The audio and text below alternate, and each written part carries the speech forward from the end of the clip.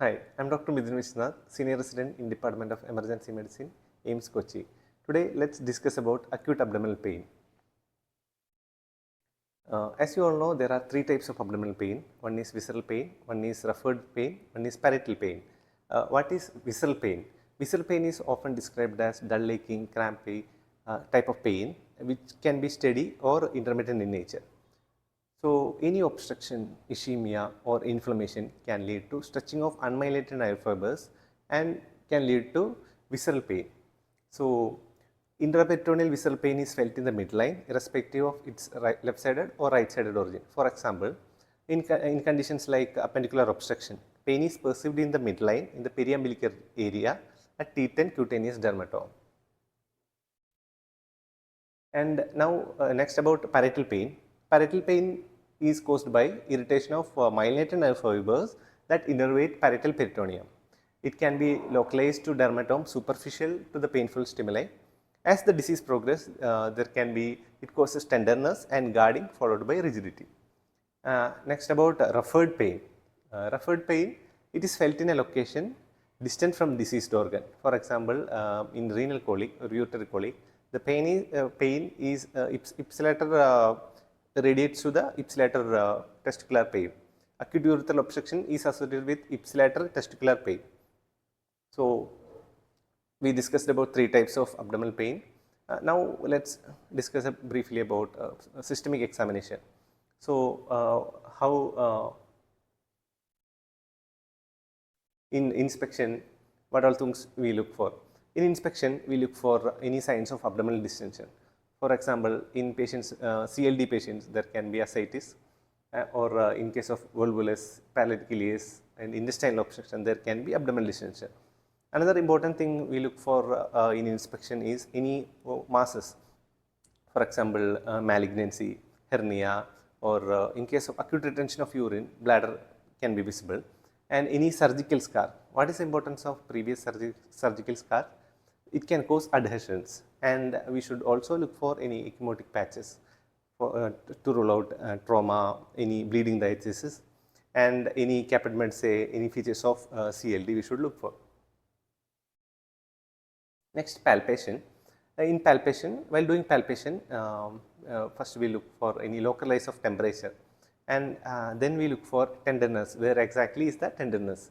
So, if the patient, for example, if the patient is having tenderness in right hypochondral area, we should suspect acute cholecystitis, cholangitis, liver abscess, or various differential diagnoses we can make. So, depending on the site of tenderness or where exactly patient is having pain, we can make various differential diagnoses. And sometimes during palpation, patient can have guarding. So, voluntary guarding may be present due to contraction of the abdominal muscles in anticipation or in response to palpation. And peritoneal irritation is suggested by rigidity. For example, in case of intestinal perforation with peritonitis, patient will have rigidity. So, in palpation, we should also look for any organomegaly. For example, how will you palpate liver? We'll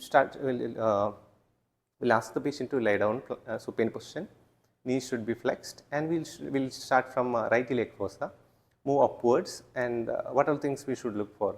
We should look for how is the lower border of the liver, how is the surface, how is the consistency, all these things we should look for. We should move during each expiration, and in palpation of the spleen, we'll begin with right iliac fossa, move above the umbilicus, and we should look for spleen. Usually spleen will be palpable when its size increases twice or thrice its normal.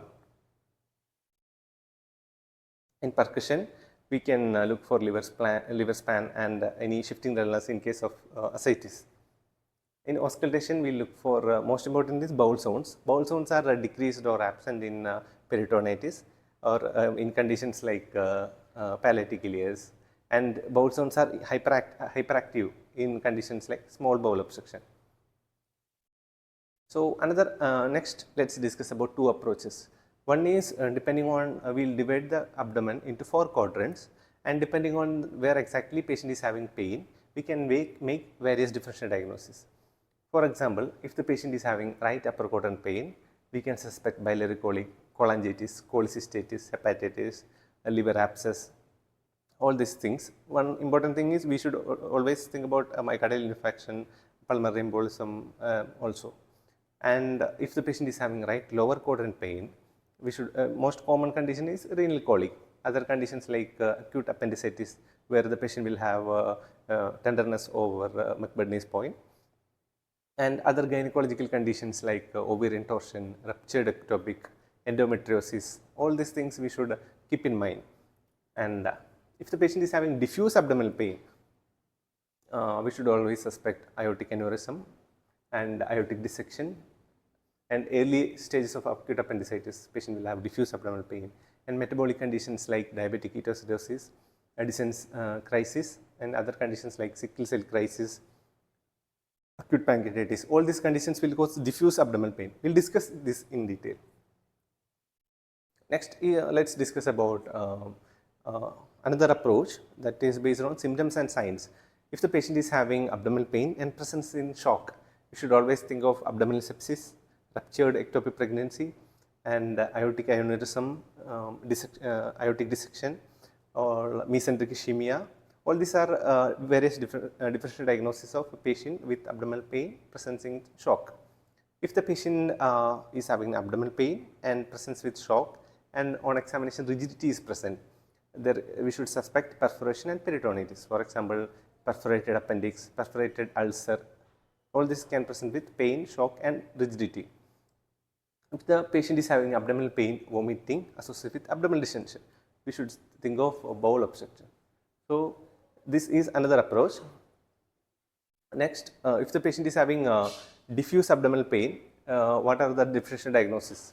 We have discussed this earlier, like aortic aneurysm, aortic dissection, diabetic gastric paresis, heavy metal poisoning like lead poisoning, mesenteric ischemia, pancreatitis, peritonitis, sickle cell crisis. All this can present with diffuse abdominal pain. So what are the medical causes of abdominal pain? One is diabetic ketoacidosis, other conditions like myocardial infarction, uremia, lower lobe pneumonia, HSP, Addisonian crisis, where patient will have hypotension, severe fatigue, and hyponatremia. In severe hypothyroidism also, patient will have constipation, paralytic ileus, fatigue, abdominal pain, and lead poisoning. All these are medical causes of abdominal pain. So now let's discuss about each cases briefly. So what is abdominal aortic aneurysm? Abdominal aortic aneurysm is defined as abdominal aortic diameter more than 3 centimeter. Any abdominal aorta diameter more than 5 centimeter, there is high chance of rupture. And usually the patient presents with symptoms like syncope and shock, sometimes presents as sudden cardiac arrest, sudden death. So investigation, bedside USG and CT aortogram will help in the diagnosis. Abdominal aortic aneurysm. This is a CT, USG abdomen showing aortic aneurysm, and CT film showing aortic aneurysm. So in ED, we should maintain permissive hypotension with a systolic blood pressure of around 90 mmHg, and pain control is very important, and vascular surgery team should be informed. Next, about aortic dissection. So here, how will the patient present? Patient usually presents with chest pain or abdominal pain radiating to the interscapular region with the feeling of impending doom. So we have two criteria. One is Stanford classification. Type A involves ascending aorta. Type B involves descending aorta. So DBK type A involves ascending aorta, arch of aorta, and descending aorta. Type 2 involves ascending aorta. Type 3 involves descending aorta. So most of the patient will present with hypertension, or around 30% present with hypotension. On examination, there we can feel that aortic insufficiency murmur, and the most important clinical examination finding is there will be pulse deficit between radial and femoral arteries. So aortic dissection, CT aortogram will help in the diagnosis. Meanwhile, we should also rule out other important causes by taking ECG, 2D echo, and chest X-ray. So treatment aspects include systolic blood pressure should be maintained between 100 to 120 mmHg with heart rate around 60 less than 60 mmHg. For that, we can use IV labetalol, and definitive refer to surgeon is mandatory. Next, about bowel obstruction. Bowel obstruction, here the patient usually presents with history of constipation, abdominal pain, multiple episodes of vomiting, abdominal distension. So usually small bowel obstruction is 4 times more common than large bowel obstruction. So, what are the risk factors for development of small bowel obstruction? Previous surgeries causing adhesions, hernia, intussusception, lymphoma, strictures are most important causes of small bowel obstruction. In case of large bowel obstruction, carcinoma, fecal impaction, ulcerative colitis, volvulus, diverticulitis, all are the causes of large bowel obstruction. So, imaging, we have seen this X-ray. You can see multiple air bubble levels in erect X-ray abdomen, which helps in the diagnosis. So, treatment, large bowel obstruction needs surgery, and small bowel obstruction may be managed non-operatively with keep the patient NPO, adequate hydration, IV fluids, IV analgesics, antiemetics, nasogastric tube in the presence of severe abdominal distension and vomiting. Next let's discuss about mesenteric ischemia. So, mesenteric ischemia is also called as abdominal angina. The patient will have severe abdominal pain. Sometimes they can also have multiple episodes of vomiting and loose stools. So, which age group usually presents with mesenteric ischemia? Usually elderly people with patients with atrial fibrillation and cardiac arrhythmias, and patients with uncontrolled sugars, severe dehydration, sepsis. These are the risk factors for development of mesenteric ischemia. So, what are the causes? There can be thrombosis or embolism of the superior mesenteric artery. Mesenteric venous thrombosis are the most important causes of mesenteric ischemia. So, they will have severe pain, colicky, starts in the periumbilical region and becomes diffuse, also known as abdominal angina. So, on examination, ABG will show metabolic acidosis due to severe hyperlactatemia. That is one of the important finding. So, one of the complication of mesenteric ischemia is gangrene of bowel. So, surgical intervention can be needed. Next is perforated viscus. So, incidence increases with advanced age. There can be a history of peptic ulcer disease or diverticular disease. What are the etiologies? More often duodenal ulcer erodes through the serosa. Colonic diverticula, large bowel perforations are rare, but there can be spillage of gastric content into the peritoneum causing peritonitis, sepsis and septic shock.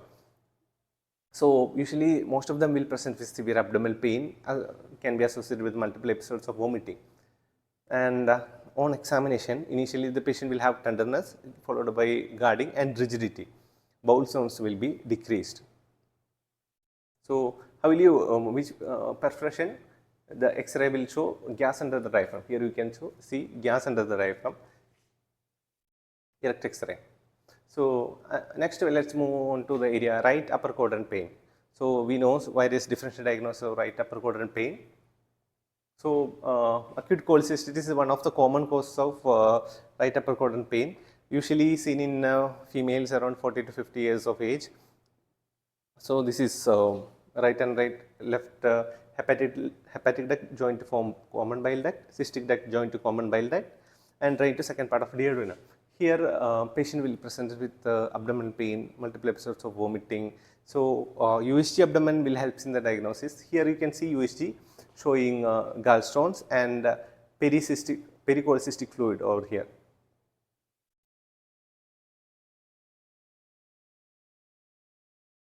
Next, about left upper quadrant pain.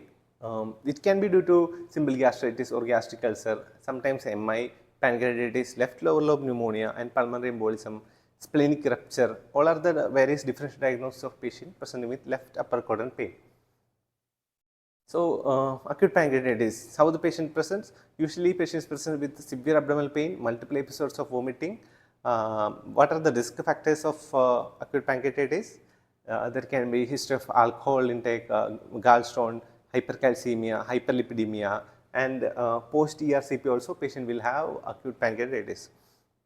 So, on examination patient will have can have guarding, and inspection severe hemorrhagic pancreatitis will have Cullen sign and grey Turner sign, that is bluish discoloration around the periumbilical region and in the flanks. So, USG abdomen helps in the diagnosis, and one of the important blood investigation is lipase. Lipase will be elevated more than 3 times in acute pancreatitis. Here you can see this is a normal USG showing pancreas, head, body, and here you can see acute pancreatitis. So, ultrasound and CT abdomen helps in the diagnosis. And what are the complications of acute pancreatitis? There can be systemic and local complications, systemic inflammatory response syndrome, hypoxia can due to pleural effusion or ARDS, hyperglycemia due to disruption of islands of Langerhans and due to leading to altered insulin production. There can be hypocalcemia and other local complications like pancreatic necrosis, abscess, pancreatic pseudocyst. These all are the complications of acute pancreatitis. And then coming to the treatment part, keep the patient NPO, IV fluids, adequate volume repletion is the initial therapy, correction of electrolyte imbalance like hypomagnesemia, hyperglycemia, pain control, antiemetic and antibiotics.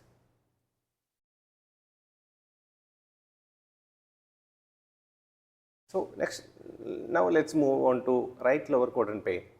So what are the causes we have discussed about right lower quadrant? So one of the causes is acute appendicitis. So patients usually presents with history of fever, multiple episodes of vomiting and abdominal pain. So usually patient on examination, patient will have right iliac fossa tenderness or McBurney's point tenderness. So UHG abdomen helps in the diagnosis or CT abdomen helps in the diagnosis. This is the UHG abdomen film showing acute appendicitis. So management include keep the patient NPO, IV fluids, antibiotics, analgesics and antiemetics. What are the complications? Complications include perforation and abscess. Next, another important and common problem is ureteric colic. So usually patient will have abdominal pain, usually from the loin to groin, radiating from the loin to groin, associated with sometimes vomiting and hematuria. So UHG abdomen helps in the diagnosis. Left lower quadrant pain. What are the differential diagnosis? One is ruptured ectopic pregnancy. It's a very important gynecological emergency. So it occurs in females of childbearing age, approximately 1 in every 100 pregnancy. So what are the risk factors for the development of ruptured ectopic? One is previous history of ectopic pregnancy. Another is patients who have undergone infertility treatment, who has done any history of STDs or pelvic inflammatory disease, on our patients who have ICD placed within 1 year, or patients who have underwent tubal sterilization. These patients are at high risk of developing ectopic pregnancies. So usually the patient presents with severe sharp pain localized to the affected side, and they usually presents with shock or hypotension, and vaginal bleeding does not have to be present in case of ruptured ectopic pregnancy. So it's a gynecological emergency. Beta HCG can be done, and ultrasound, preferably transvaginal in early pregnancy, helps in the diagnosis, and bedside fast examination is useful in evaluating for free fluid in patients with shock or peritonitis.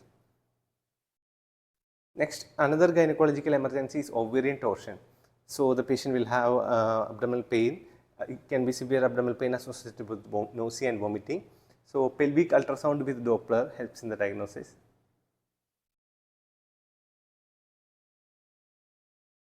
So we were briefly discussing all important differential diagnosis, and so what all are the common blood investigations done in a patients with presenting with patients with acute abdominal pain?